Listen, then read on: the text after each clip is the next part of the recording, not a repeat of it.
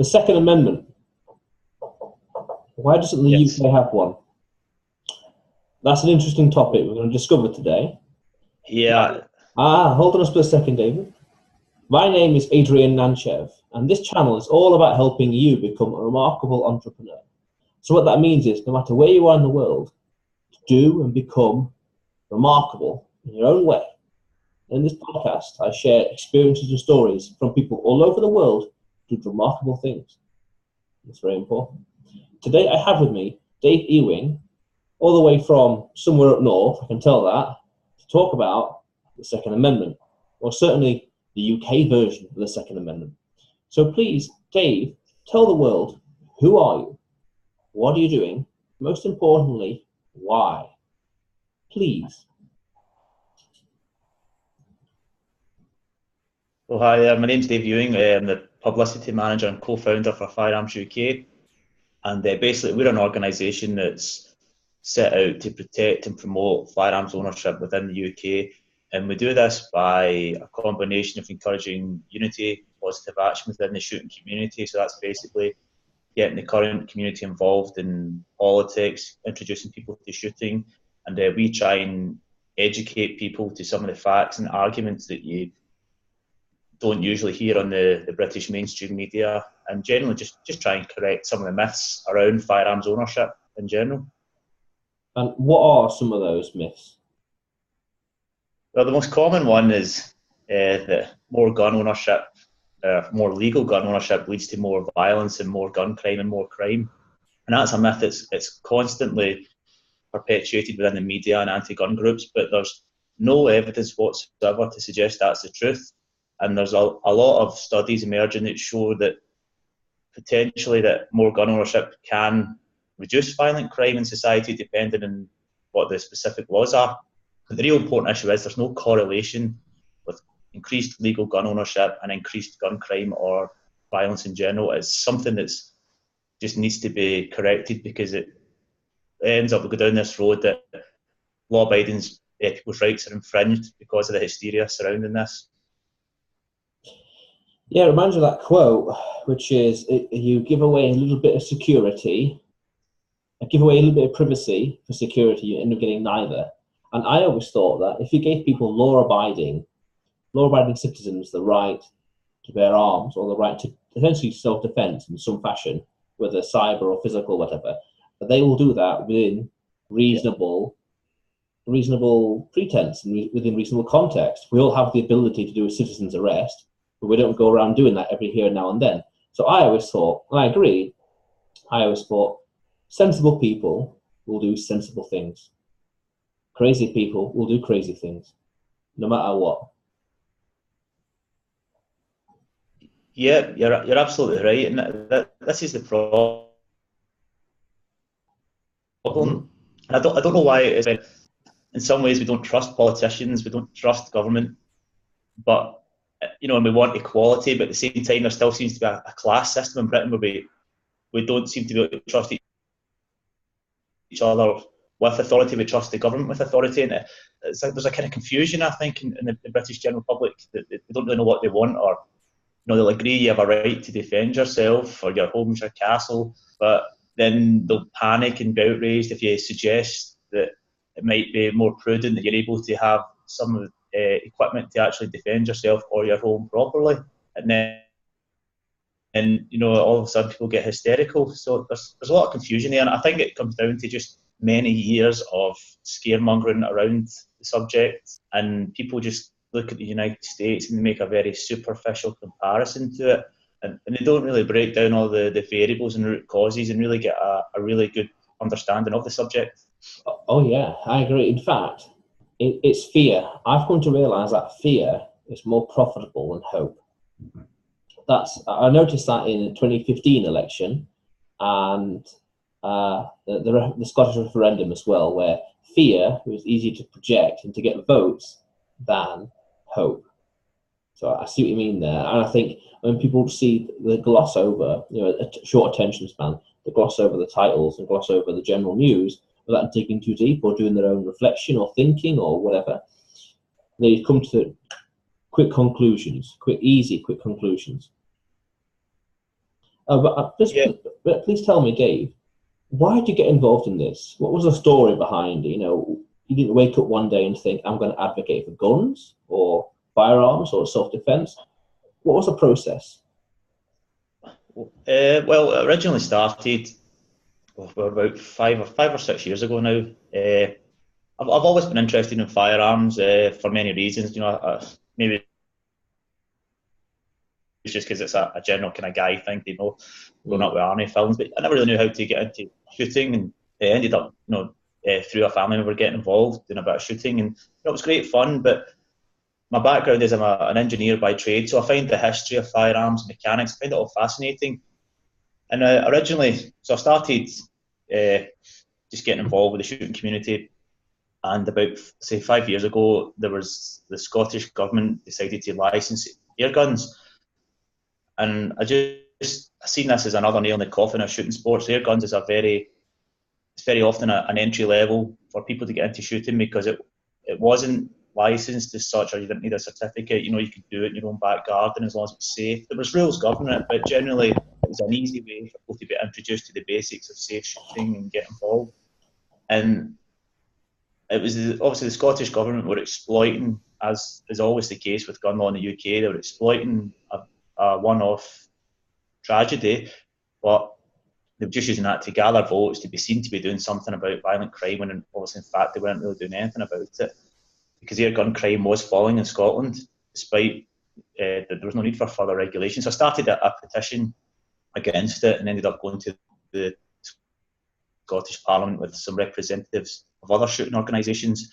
And it was from there, myself and some like-minded people thought, well, you know what, we quite enjoy being involved with this. We want to do more. We can see that the shooting community is divided. We can see the attacks on shooting is relentless.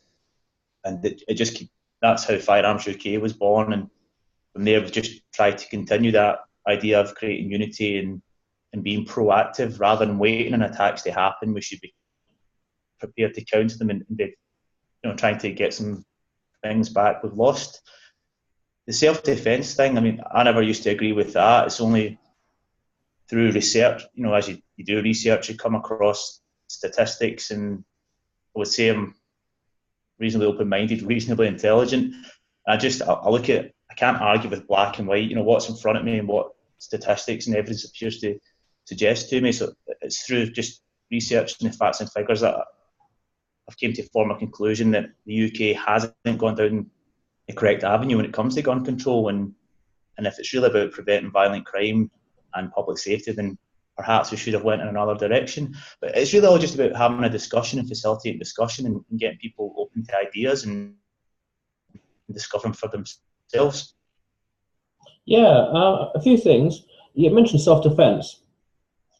I can remember an article. In fact, in the UK, self-defense is a bit of a grey thing, where you can't actively go out into the street armed in some fashion in the guise of self-defense. You can't have weapons in your home under license or lock and key and behind secure doors, all these kind of things. And the police have to come like once every 5 or so years, and they have to examine the casing and all the rest. Is it secure and stuff like that?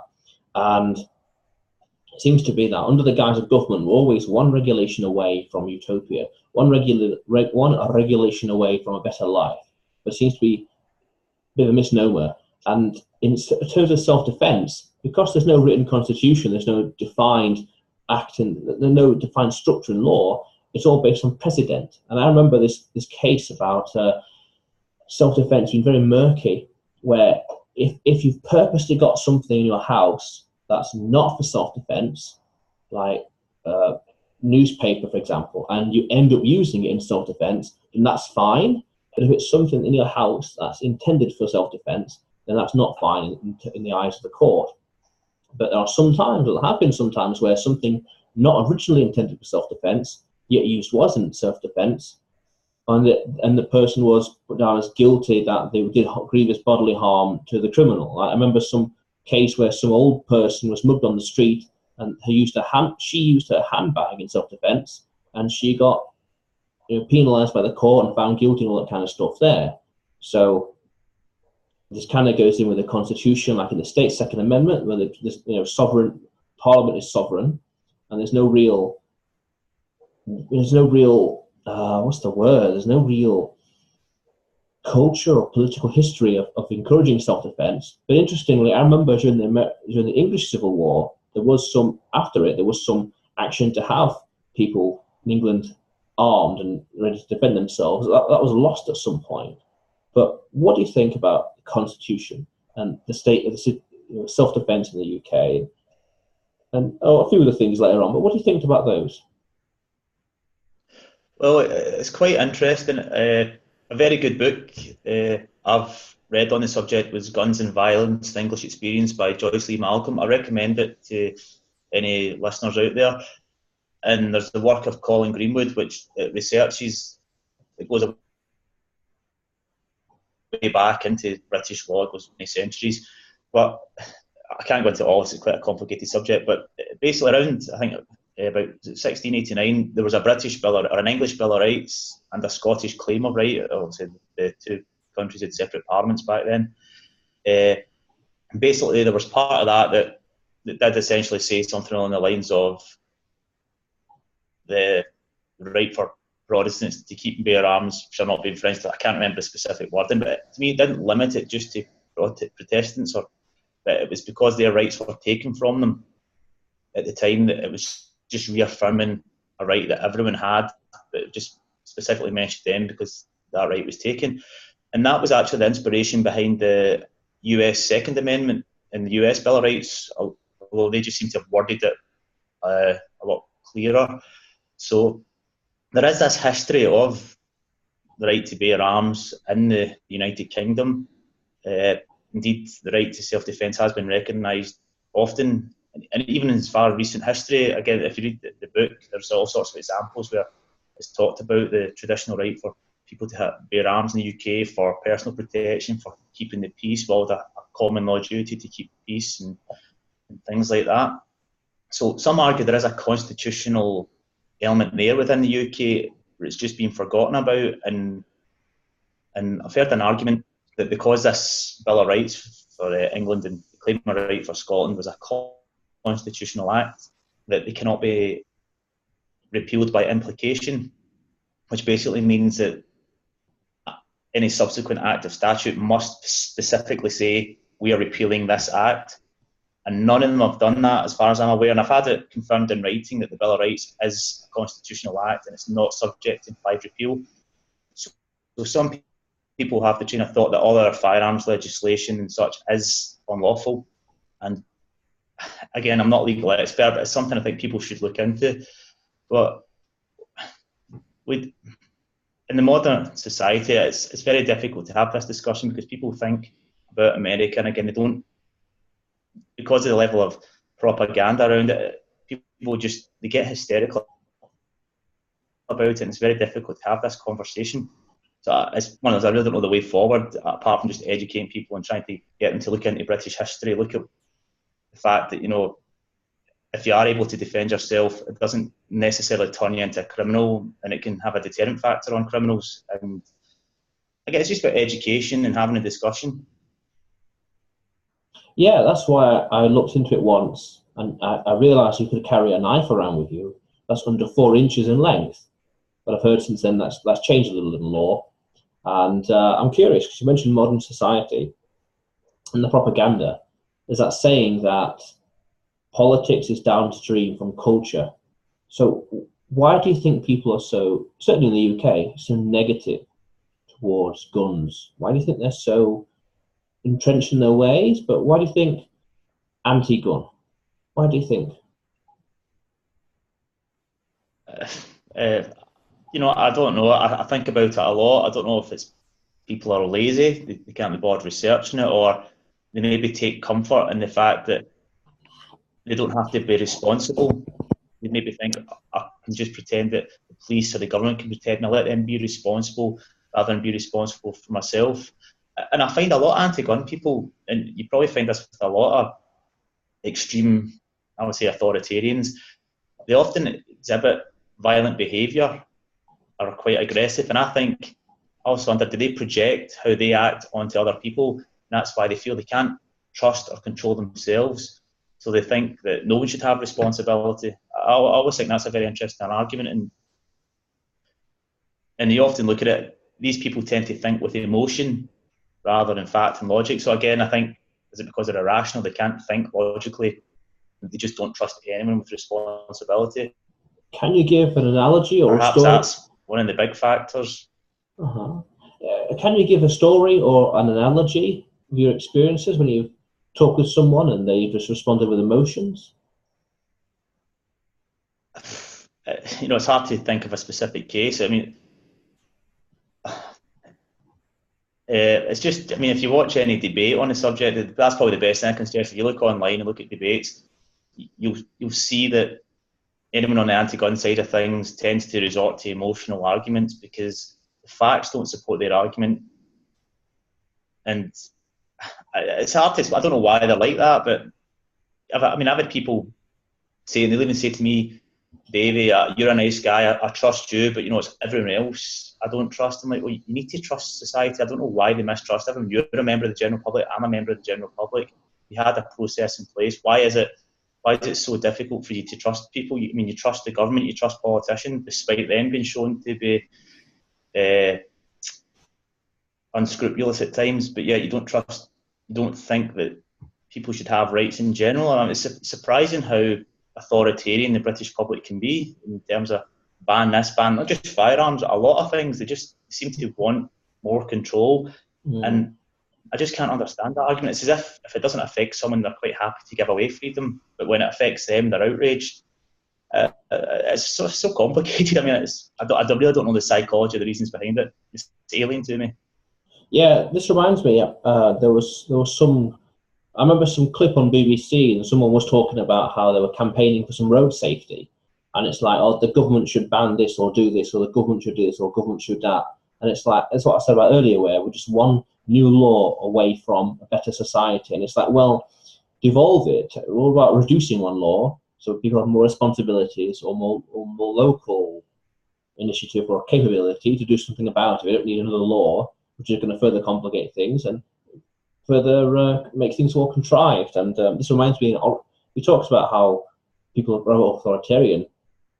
This reminds me, recently in Oregon, I think it was like start of January, this 2018, that there's change of law with regards to being able to put the petrol in your own car, depending on the size of the town you're in. And a lot of people then were saying that they don't want to do that.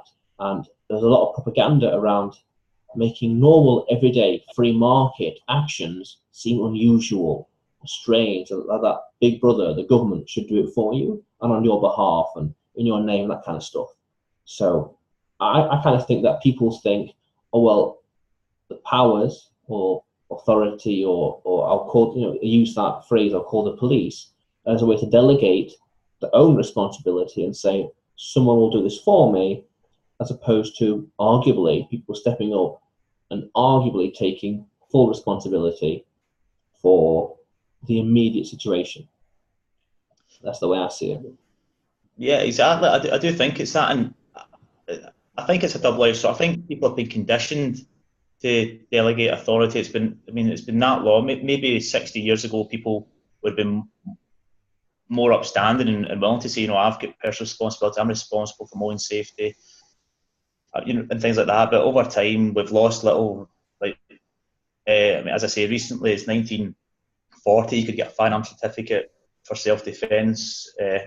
Excuse me. You could carry some kind of weapon for personal protection up until 1953. And again, the book by Joyce Lee Malcolm is great. It covers all this. But over time, we've gradually lost little things here, little bits of responsibility here and there. But now we've got to a stage where people can't seem to imagine having responsibility, and it is easier for them to just hand it over to the state and then blame. I mean, no disrespect to the police, they've got a difficult job, but they can't be there to protect everyone. So, but you have society complaining about police response times and things like that, but ultimately they've got no duty to protect the individual. They'll do their best, but they've got no duty of care towards you as such, as an individual. You're responsible for that, but yet no one seems to ask the question. Every time there's a crime or an attack, no one seems to. I mean, the recent one in London, everyone's talking about how the police had a response time of 8 minutes, actually nearer 18 minutes if you count in the time it took for the police to be phoned. and on paper that might be a fantastic response time. No one seems to ask the question, well, what if someone was armed? What if someone was able to protect themselves? Would that have ended quicker? They just seem to accept that people are going to be victims of crime, people are going to die or be hurt, and waiting for a police response. And I don't think that's acceptable. And again, there's no disrespect to the police, but I just don't understand why people aren't asking the question that, well, the police can't protect me, why myself? But again, I think society's been conditioned not to think that way. Yes, I didn't know that 1940s we could have a gun. I didn't know we could be armed as recent as that. That's not too long ago. And just remind me, that book, Guns and Violence, was the title, yeah? Yep, that's right, yeah. And who was the author again, please? Joyce Lee Malcolm. Malcolm, okay. I'll include that. Yes? If I don't mean, sorry, if I could just say, I mean, just going back, there was a time, I think it was 1908, there was an incident called the Tottenham outrage. And it was basically, I think at that time it was Latvian anarchists, I think was the sort of threat back in the day. And there was an incident called the Tottenham outrage. I can't remember exactly how it came about, but basically you had these Latvian anarchists, and they were on the loose, and I think they shot a policeman, and it ended up the police had to borrow firearms from passing members of the public, and I think even armed members of the public assisted the police in giving chase to these anarchists. So that was 1908, and I think there was another couple of incidents. So you had a time in British society when people were carrying arms in the street, probably not many, but were certainly more relaxed in the United States, and they were assisting the police. And you wonder how, if today with some modern system, how citizens can maybe assist the police protect themselves and deter and reduce violent crime. It's not alien to this country, it's just been forgotten. And the real reason behind firearms legislation, which really started in 1920, it wasn't crime prevention, although as usual that's what the government of the day said it would be. The real reason they brought in firearms restrictions was because Russia had just seen a revolution, the Bolsheviks, whatever it was, and they were scared of the working classes coming back from the war, trained in the use of arms, brutalised, coming back to poor quality housing, lack of jobs, whatever. And so they brought in restrictions so that the police chief constable could decide who was suitable to have a firearm and who wasn't. So that's when it started to move away from being a right in this country to be more of a privilege.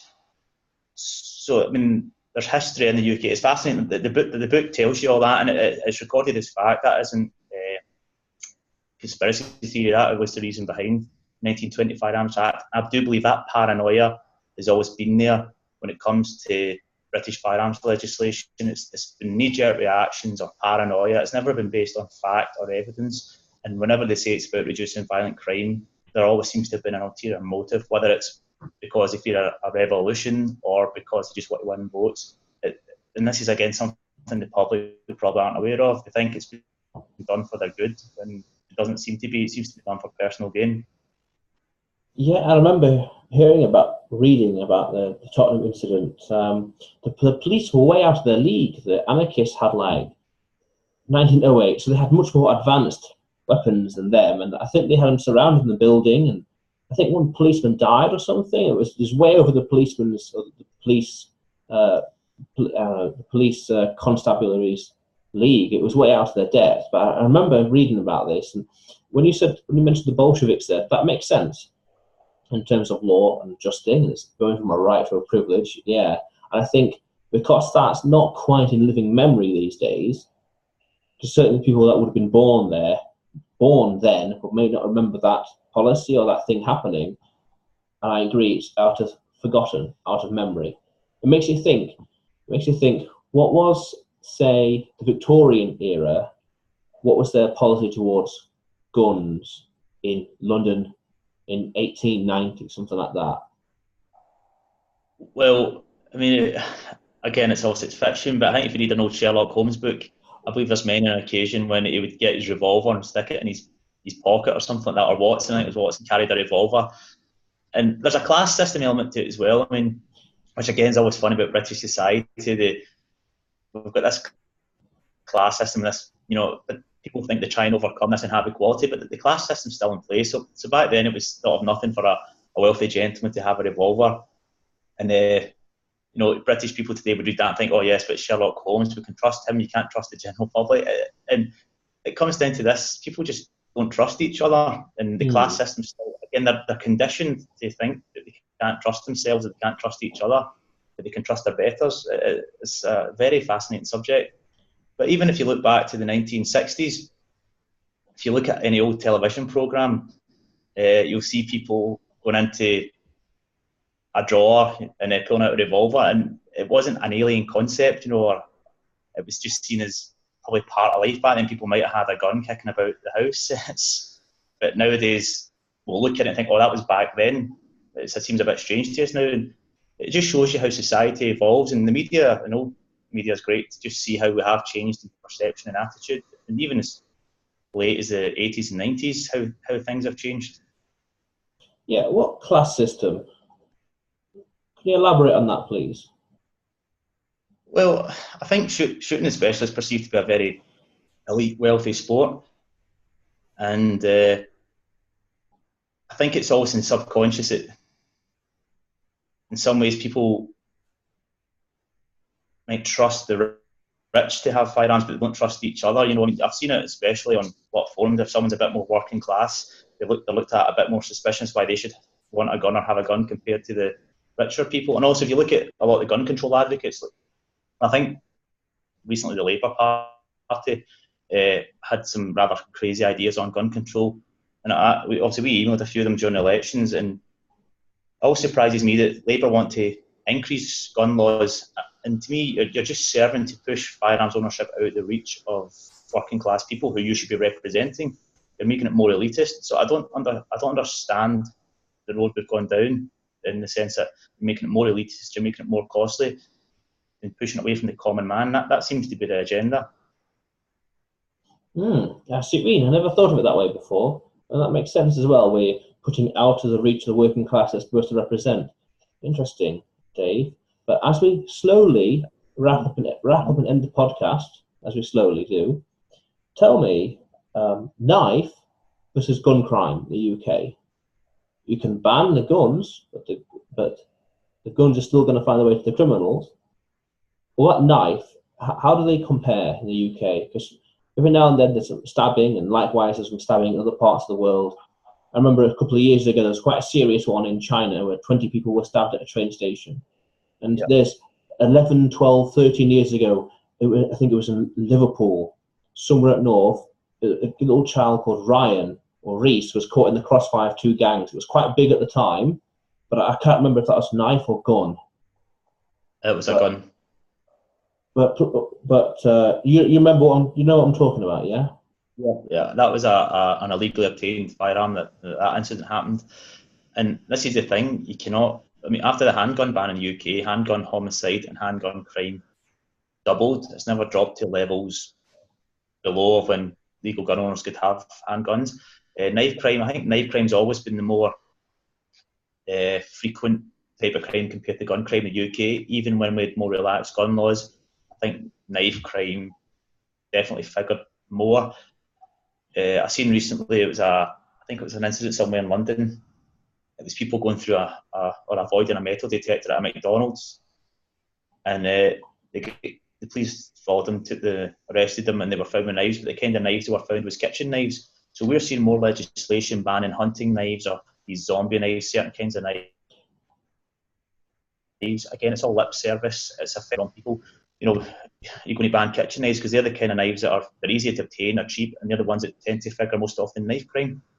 And you cannot stop criminally minded people through legislation. They'll always do it. If they're not going to obey 1,000 laws, why would they obey 1,001 laws? So that's a good way of putting it.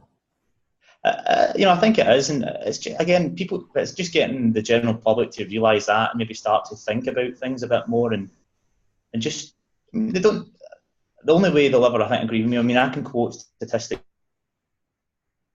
all day and explain to people why they're on them, but really people need, the only way they'll ever come around to it is if they look at it themselves and they come to their own conclusions and have their sort of epiphany, if you like, because it's been ingrained in us that long.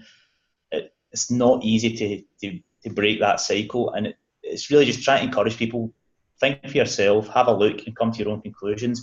And if you're going to go with an open mind and you're prepared to give up what you've been told, I think you'd be quite surprised at your conclusions.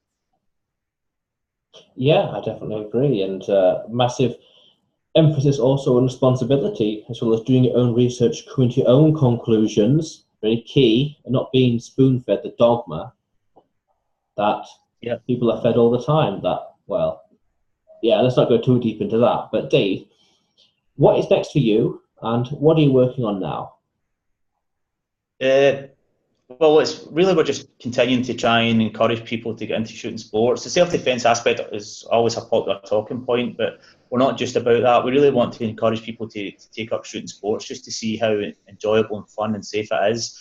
So we're building a directory on our website to hopefully facilitate people's access and find out where the nearest clubs and ranges are. We're going to be at the Northern Shooting Show this year in Yorkshire, and it's a great event. So if you're in the area, I definitely recommend dropping by and checking it out. You can see all the shooting sports we can do in the UK. There is still quite a lot out there that you can take part in. But generally, just trying to move forward and keep sending the message and hopefully get people thinking. Yeah, sounds a very noble cause. And please, what's the best way for the audience to get in touch with you? Well, we've got a website, firearmsuk.org, and we're also on like social media, Facebook and Twitter. So you'll find all our contact details on there, or you can message us on Facebook page, etc. And any questions, queries, just let us know, and we're happy to help. Yeah, questions, queries, or comments. Yeah, that's okay. I'll include those in the show notes below. But Dave, it was awesome having you on the show. Brilliant. Thank you for having me. Yeah. And so, ladies and gentlemen at home, if you haven't already, subscribe. Because like this video, there's going to be so much more on the way. Talking to people, sharing the stories, sharing their purpose and mission, what makes them remarkable. Because you see, that is what this life is all about. Going out there today and doing something remarkable with your life. Because that is what life is all about. Opportunity. How cool is that?